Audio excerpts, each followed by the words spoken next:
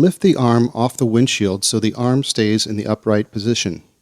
If you have not removed your wiper blade, please see the wiper removal video first.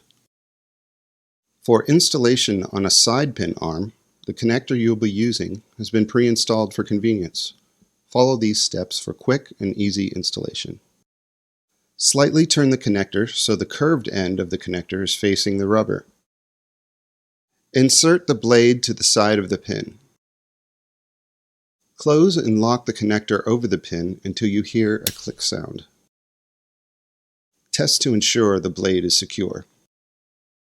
Gently lower the arm back onto the windshield.